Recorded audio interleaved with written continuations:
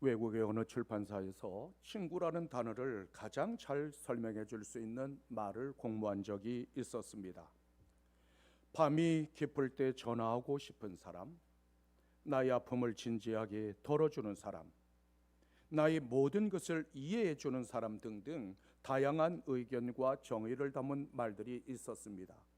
그중 1등은 온 세상이 나를 등지고 떠날 때 나를 찾아올 수 있는 사람이 차지했습니다.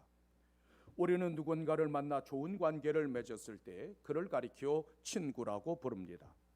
친구라고 하는 말은 듣기만 해도 우리의 마음을 따뜻하게 해줍니다.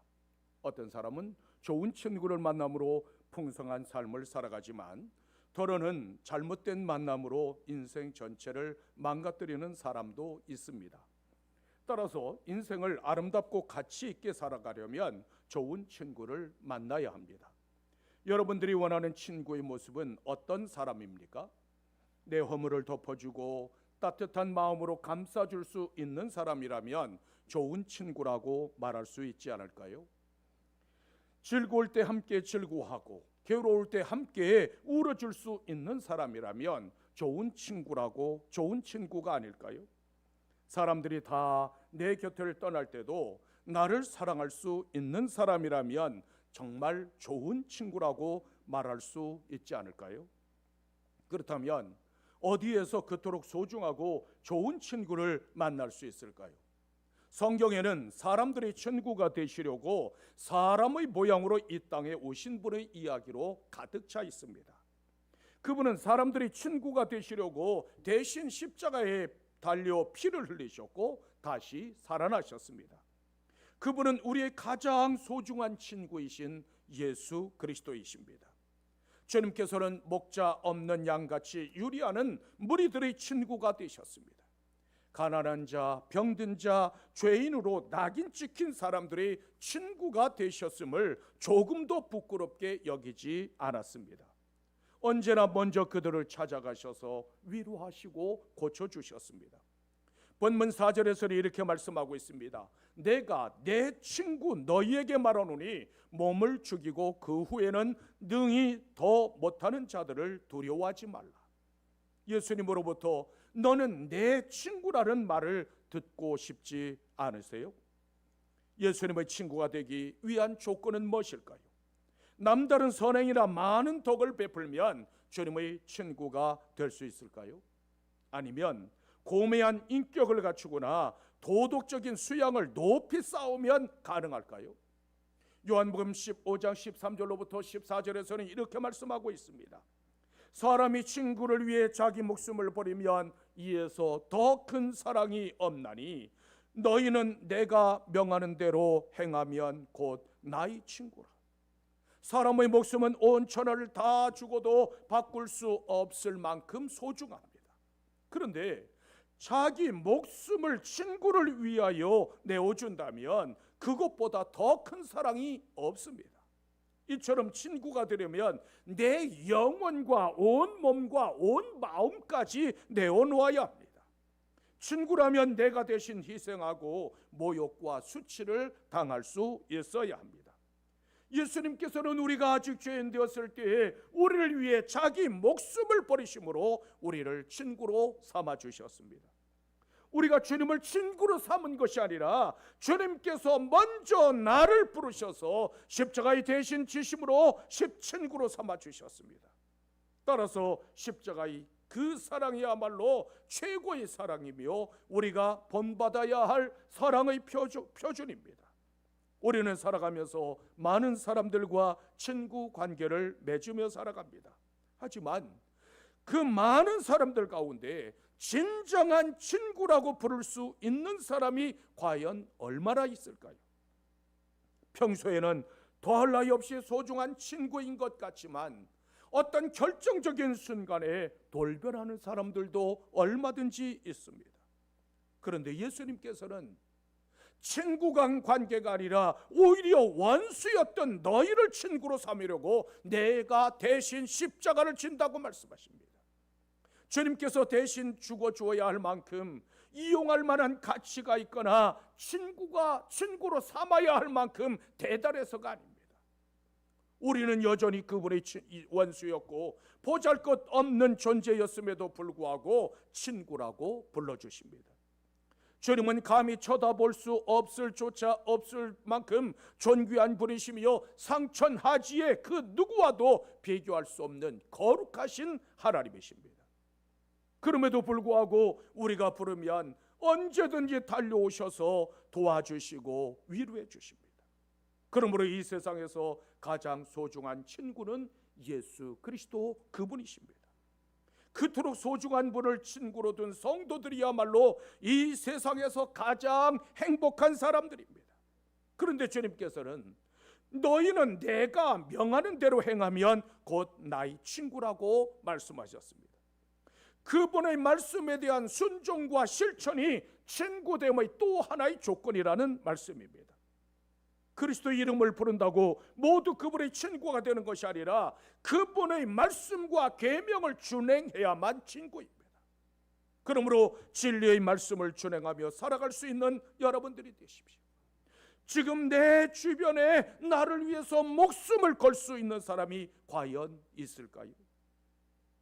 하지만 지금 여러분들의 곁에는 이 세상 그 어떤 친구와도 비교할 수 없는 존귀하고도 진실한 친구가 손을 내밀고 계십니다. 그리스도의 친구가 된다는 것은 가장 행복한 존재가 되었다는 것과 마찬가지입니다. 그러므로 주님의 진정한 친구가 되어 주님의 영광에 참여할 수 있는 여러분들이 되시기를 주님의 이름으로 축원합니다. 왜 우리는 예수님의 친구가 되어야 할까요? 사람이 하나님이신 예수님과 친구가 된다는 것은 사실 감당하기 어려운 말입니다. 왜냐하면 우리는 본래 죄의 종이요 사망의 종이었기 때문입니다. 그런데 주님께서는 더 이상 주종관계가 아니라 친구로 대하시겠다고 말씀하십니다. 요한복음 15장 15절에서는 이렇게 말씀하고 있습니다. 이제부터는 너희를 종이라 하지 아니하리니 종은 주인이 하는 것을 알지 못합니다. 너희를 친구라 하였노니 내가 내 아버지께 들은 것을 다 너희에게 알게 하였음이니라. 당시 종은 짐승처럼 취급받는 비참한 존재였습니다. 따라서 주인과 친구처럼 교제한다는 것은 사실상 불가능한 일이나 마찬가지였습니다. 주인은 종에게는 자신의 뜻과 비밀을 절대로 드러내지 않지만 친구에게는 모든 것을 털어놓습니다. 예수님께서는 제자들을 친구로 대하셨기 때문에 하나님의 뜻과 하나님의 구원 계획을 숨김없이 밝히셨습니다. 본문의 표현을 빌리면 우리는 두 아사리온에 팔리는 참새에 불과한 비참한 존재였습니다. 그런데 예수 그리스도를 하나님의 아들이요 나의 구세주로 믿고 영접하였다는 단 하나의 이유 때문에 영생을 주시고 친구 삼아 주셨습니다. 그뿐만 아니라 주님께서는 우리에게도 하나님의 뜻과 하나님의 구원 계획을 알려주셨습니다. 우리는 이 세상에서 많은 친구들을 만날 수 있습니다. 하지만 예수 그리스도를 친구로 사귀지 못하면 영생을 얻을 수 없습니다. 예수님이 아니면 누가 사망의 늪에서 나를 구원해 줄 수 있겠습니까? 예수님이 아니면 누가 저주의 자리에서 축복의 자리로 나를 옮겨줄 수 있겠습니까? 누가 힘들고 지친 나를 위로해 주시고 낭망하며 쓰러진 나를 일으켜 줄 수 있겠습니까? 쓰라린 아픔과 고통의 눈물을 누가 닦아주고 무거운 짐을 지고 쓰러지고 또 쓰러질 때 누가 내 짐을 대신 져줄 수 있겠습니까? 그러므로 예수 그리스도를 만나 너는 내 친구라고 인정받는 여러분들이 되십시오. 예수님의 친구가 되려면 그분을 반드시 만나야 하고 그분의 인격과 성품과 삶을 닮아가야만 합니다. 예수 그리스도의 친구가 되면 그분의 능력이 나의 능력이 되고 하늘의 능력이 나의 능력이 됩니다. 믿음이라고 하는 것은 그렇게 어렵고 복잡한 것이 아닙니다.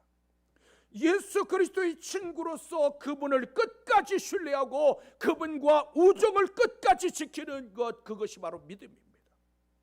나의 가장 소중한 친구를 널리 알리고 자랑함으로 많은 사람들이 또 다시 주님의 친구가 되게 하는 것, 그것이 바로 및 전도입니다. 이 시간 너는 내 친구라고 말씀하시는 우리 주님의 쟁쟁한 음성이 여러분 모두에게 들려지는 귀한 역사가 일어나기를 주님의 이름으로 축원합니다. 어떻게 하면 예수님의 친구답게 살아갈 수 있을까요? 먼저 심판주이신 하나님만 두려워해야 합니다. 본문 4절로부터 5절에서는 이렇게 말씀하고 있습니다. 내가 내 친구 너희에게 말하노니 몸을 죽이고 그 후에는 능히 더 못하는 자들을 두려워하지 말라. 마땅히 두려워할 자를 내가 너에게 보이리니 곧 죽인 후에 또한 지옥에 던져넣는 권세 있는 그를 두려워하라. 몸을 죽이고 그 후에는 능히 더 못하는 자들은 세상 권세자 박해자들을 가리킵니다. 그들은 절대 권력을 휘두르며 위협하기도 하고 실제로 몸을 죽일 수도 있지만 영혼을 지옥에 던져넣는 권세는 그들에게 없습니다. 따라서 사람을 두려워하지 말고 지옥에 던져넣는 권세가 있는 심판주이신 하나님을 두려워하라는 말씀입니다. 우리 신앙의 가장 큰 적을 꼽는다면 두려움입니다. 박해를 당함으로 생명의 위협을 받거나 고난이 오면 두려움이 생기게 마련입니다. 그 두려움이 심하게 되면 그것으로부터 벗어나기 위해 때로는 믿음을 배반하기도 합니다. 그러나 사람의 박해를 두려워하여 믿음을 배반하면 영원히 멸망당할 수밖에 없습니다. 따라서 어떤 경우에도 하나님을 두려워하고 믿음에서 떠나지 말아야 합니다. 사람이 죽음 앞에서 두려워하지 않는다는 것은 결코 쉬운 일이 아닙니다. 하나뿐인 목숨은 누구에게나 소중하기 때문에 죽음 앞에 서면 두려워하는 것이 당연합니다. 하지만 성도들은 이 세상의 삶에 연연하는 자들이 아니라 하늘나라의 소망을 둔 하나님의 백성들입니다. 초대교회 성도들은 엄청난 고난과 박해를 받았습니다. 십자가에 매달아 죽이고 불에 태워 죽이고 돌로 쳐서 죽이고 목을 잘라 죽이기도 했습니다. 이러한 상황이 되면 세상의 박해자와 하나님 사이에서 갈등할 수밖에 없습니다. 하지만 사도들과 초대교회 성도들은 주를 위해서 고난당하고 심지어 목숨을 잃는 것조차 기뻐했습니다. 사람을 두려워하는 자는 하나님 두려워하지 않습니다. 반대로 하나님을 두려워하는 자들은 어떤 경우에도 사람을 두려워하지 않습니다. 사람과 하나님 중에 누가 더 두려워해야 할 대상일까요? 사도행전 4장 19절로부터 20절에서는 이렇게 말씀하고 있습니다. 베드로와 요한이 대답하여 이르되 하나님 앞에서 너희 말을 듣는 것이 하나님의 말씀을 듣는 것보다 옳은가 판단하라. 우리는 보고 들은 것을 말하지 아니할 수 없다. 사도들은 사람의 말보다 하나님의 말씀을 더 우선순위에 두었습니다. 바리새인과 서기관들과 당시 종교 지도자들은 예수의 이름으로 말하지 말라고 윽박질렀습니다. 하지만 사도들은 우리가 하나님의 말씀을 들으랴 너희 말을 들으랴, 우리는 하나님의 말씀을 선포하겠나라고 당당하게 선언하고 있습니다. 그분들은 주를 위해서 매를 맞고 주를 위해서 목이 잘리고 주를 위해서 돌 팔매질을 당했음에도 불구하고 기뻐했다고 성경은 증언하고 있습니다. 하나님은 만물의 절대 주권자로서 아무도 거역할 수 없는 최고의 권위를 지니신 분이십니다. 그러므로 성도들은 사람의 말보다 하나님의 말씀을 가장 우선순위에 두어야만 합니다. 아울러 오직 믿음으로 늘 내 앞에 계신 주님을 바라보아야만 합니다. 세상 끝날까지 너희와 항상 함께 하리라고 약속하신 그 주님의 약속의 말씀을 믿고 살아가야 합니다. 그래야만 어떤 일을 만나도 하나님의 뜻에 순종할 수 있고 능력받는 것조차 기뻐할 수 있습니다. 초대교회 성도들은 환난과 핍박 가운데서도 믿음을 지켰습니다. 그렇다면 나의 모습은 어떻습니까? 그리스도 때문에 공욕을 당하거나 손해보거나 조롱과 모욕을 당해보셨습니까? 주를 위해 손해보고 고난당하는 일은 천국의 상급을 쌓는 일입니다. 그러므로 고난도, 환난도, 핍박도, 배고픔도, 헐벗음도 두려워하지 마십시오. 모든 존재의 근원이시며 영생과 영벌을 주장하시는 하나님만 두려워할 수 있는 여러분들이 되시기를 주님의 이름으로 축원합니다. 또한 우리는 하나님의 주권과 보호하심을 신뢰해야 합니다. 본문 6절로부터 7절에서는 이렇게 말씀하고 있습니다. 참새 5마리가 2 아사리온에 팔리는 것이 아니냐. 그러나 하나님 앞에는 그 하나도 잊어버리시는 바 되지 아니하는도다. 너희에게는 심지어 머리털까지도 다 세신 바 되었나니 두려워하지 말라. 너희는 많은 참새보다 더 귀하니라. 참새를 먹이시고 들에 핀 꽃 한 송이까지 아름답게 입히시는 하나님께서 친히 보호하신다는 말씀입니다. 들 안에 노는 참새를 보면 뜯어 먹을 만한 살점 하나 변변치 않을 뿐만 아니라 볼품도 없고 소리만 시끄럽습니다. 공작새는 깃털을 자랑하지만 참새는 자랑할 만한 깃털 한쪽이 없습니다. 황소는 힘을 자랑하지만 참새는 자랑할 힘이 없습니다. 독수리는 날카로운 발톱과 부리를 자랑하지만 참새는 날카로운 발톱도 부리도 없습니다. 이처럼 참새는 자랑할 만한 것이 아무것도 없는 하찮은 존재입니다. 더구나 그 중에서도 덤으로 끼어 팔리는 참새 한 마리야 무엇을 자랑할 수 있겠습니까? 그런데 하나님께서는 그처럼 보잘것없는 그 참새에게도 낮에는 먹을 것을 주시고 밤이 되면 보금자리를 허락하십니다. 봄이 되면 벌레를 날게 하시고 여름에는 곡식 이삭을 땅에 떨어뜨려 놓습니다. 마찬가지로 우리는 아무에게도 인정받지 못하고 볼품없는 참새와 같은 존재였습니다. 그런데 주님께서는 너는 내 친구다. 너는 많은 참새보다 귀하니라. 내가 결코 너를 잊어버리지 않는다고 말씀하십니다. 마태복음 6장 26절에서는 이렇게 말씀하고 있습니다. 공중의 새를 보라. 심지도 않고 거두지도 않고 창고에 모아들이지도 아니하되 너희 하늘 아버지께서 기르시나니 너희는 이것들보다 귀하지 아니하냐. 저 공중에 나는 새를 보아라. 아무도 돌보는 사람이 없어도 잘 살고 있지 않느냐. 너희는 저 공중에 날아다니는 새보다 더 소중한 존재가 아니냐. 저 들에 핀 백합화를 보아라. 누가 철 따라 꽃을 피우고 열매를 맺게 하느냐. 너희는 저 들판에 핀 아름다운 들꽃보다 더 소중한 존재가 아니냐. 공중의 날짐승에 불과한 새들도 먹이시고 돌보시는데 하물며 자녀 삼은 너희를 먹이시고 입히시지 않겠느냐. 하나님께서는 우리의 머리털까지 세심하게 보살피시는 분이십니다. 작은 부분까지도 살피시고 보살피시는 하나님 그분이십니다. 참새를 먹이시는 하나님께서 때를 따라 양식을 주시 않겠습니까? 그러므로 무엇을 먹을까 염려하지 마십시오.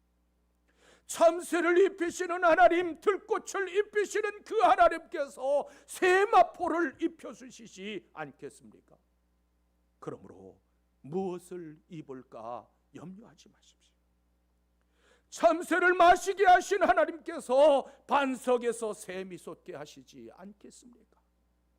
그러므로 무엇을 마실까 염려하지 마십시오. 잠시 내 뜻대로 되지 않는다고 낙심하거나 원망하지 마십시오. 하나님은 절대로 하나님의 자녀들을 버리시지 않습니다. 우리 주님께서는 결코 네 친구를 버리는 법이 없습니다. 오히려 손바닥에 새겨놓고 잊어버리지 않겠다고 약속하셨습니다. 따라서 우리가 해야 할 일은 염려할 것이 아니라 하나님을 온전히 신뢰하고 바라보는 것입니다. 시편 121편 1절로부터 2절에서는 이렇게 말씀하고 있습니다. 내가 산을 향하여 눈을 들리라. 나의 도움이 어디서 올까? 나의 도움은 천지를 지으신 여호와에게서로다. 나의 도움이 어디서 올까? 이 땅에 살아가는 모든 인생들의 가장 근본적인 질문입니다. 이 질문에 대한 해답은 천지를 지으신 여호와 하나님이십니다. 창조주이신 하나님으로부터 오는 도움보다 더 완전하고 완벽한 도움은 이 세상 어디에도 없습니다.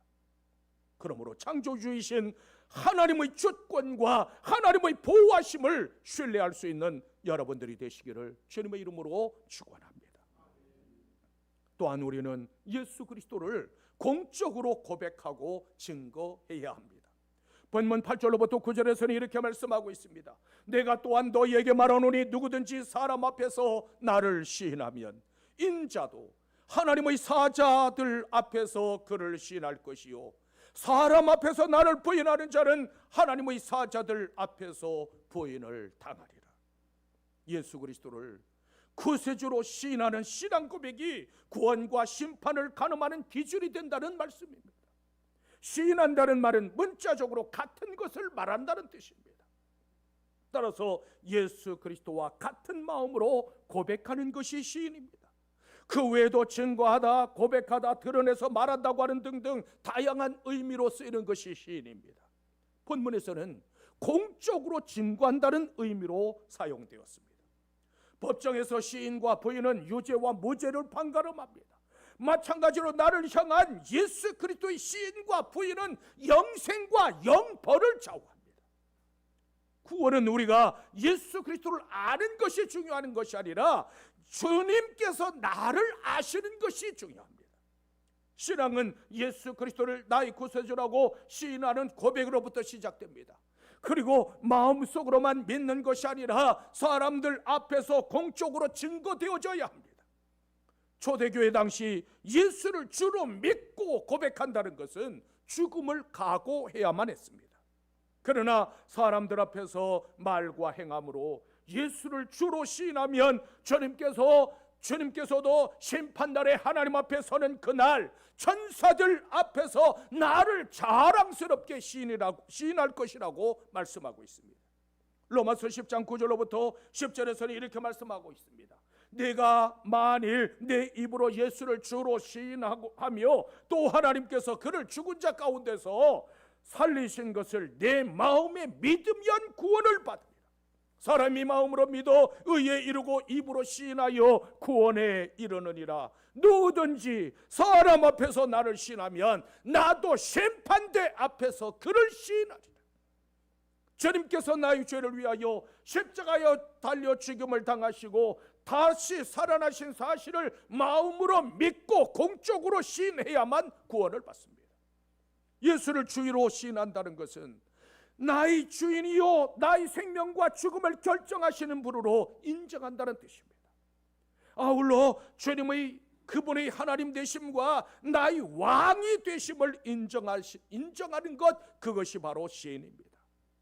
이처럼 예수 그리스도를 나의 주인이요 하나님이요 왕으로 인정하는 것, 그것이 바로 시인입니다. 베드로 사도는 주는 그리스도시요 살아계신 하나님의 아들이신 나라는 이 신앙 고백으로 천국문을 여는 열쇠를 받았습니다. 천국문을 여는 열쇠는 바로 그리스도의 복음입니다. 우리 기독교 신앙은 그리스도와 나와 전인격적인 만남이 바로 우리의 믿음입니다. 내가 만난 그리스도를 시인하지 않는다면 최후 심판대 앞에 섰을 때 주님께서 나를 모른다고 거절당하게 될 것입니다.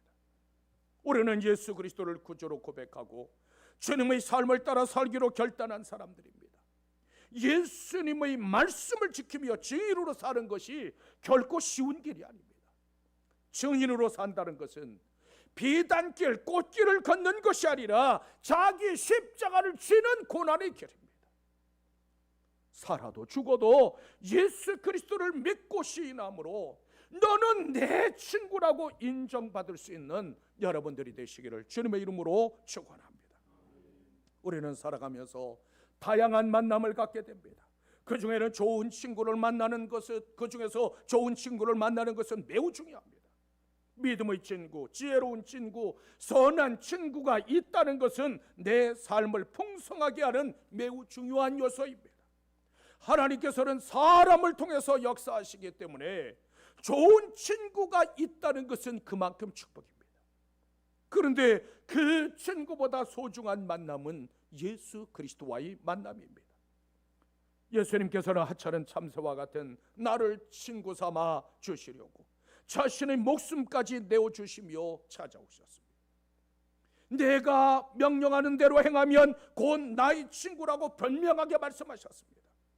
주님은 나의 진정한 친구가 되셔서 내가 울 때 함께 울어주시고 내가 기뻐할 때 함께 기뻐하십니다. 그러므로 세상에서 예수님과 친구된 사람은 가장 복된 사람입니다. 그런데 나의 친구라고 말씀하신 주님께서 우리를 향해서 묻습니다. 나는 너를 위하여 내 목숨을 주었는데 너는 나를 위하여 무엇을 주겠느냐? 나는 친구인 너를 위하여 하늘 보좌와 그 영광까지 버렸는데 너는 나를 위하여 무엇을 버리겠느냐? 너는 진정으로 나의 친구가 되기를 원하느냐고 묻고 계십니다. 주님보다 세상의 것들을 친구로 삼지는 않으셨습니까? 주님보다 사람을 더 두려워하지는 않습니까?